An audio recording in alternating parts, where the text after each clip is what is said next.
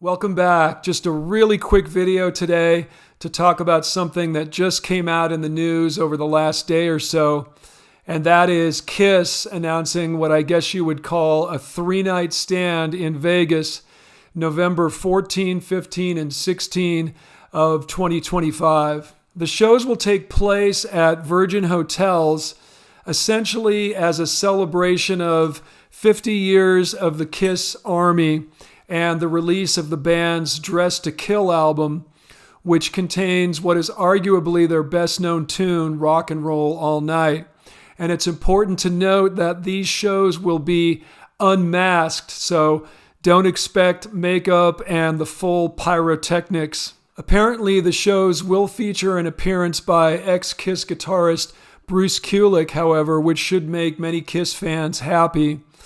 As far as I know, there aren't any announcements yet of when tickets will be on sale and what the prices will be.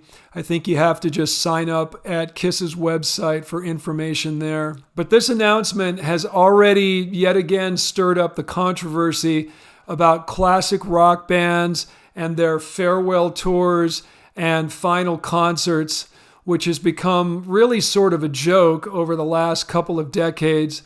Now, I'm going to be honest and say I've never been a huge Kiss fan. I have nothing against them. I think they're a fun band who certainly played a big role in the history of rock and roll and have always gone out of their way to make sure their fans are entertained. But I'm already seeing some very angry videos from diehard Kiss fans on YouTube who are upset that the band is now announcing new shows less than 2 years after they played what were supposedly their final concerts at Madison Square Garden. I just watched a video from a diehard Kiss fan, looked like a really young guy, who had been to what was supposedly the final show at MSG. He had to catch a plane to get there, spent a lot of money for the ticket. He didn't say how much. He had even bought what they call a golden ticket. I looked it up. Apparently this thing cost around $300. It's a gold-plated ticket and says in plain English on the back, the final shows. And I find it fascinating. I've seen this over and over, particularly with Kiss fans. They love the band so much, but yet it seems they're constantly feeling used by them. At one point in the video, the guy said, Kiss always find a way to treat their fans like idiots. So bottom line, this is not really complicated, folks. This is all starting to remind me of the old Peanuts cartoons where Charlie Brown would try and kick the football and Lucy would pull it away every single time.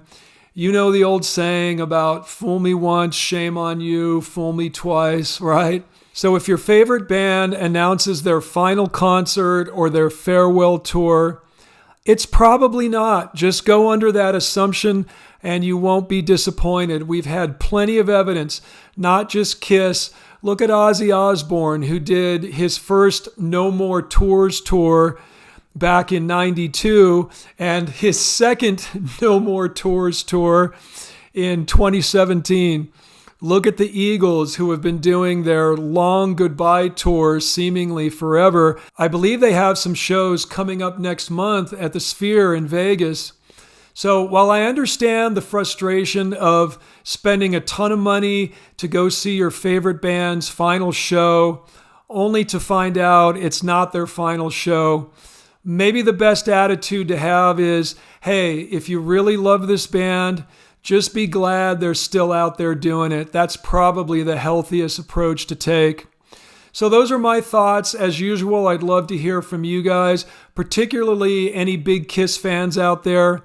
Do you feel used, or are you just happy that Kiss is still playing live? Let me know, and we'll see you on the next one.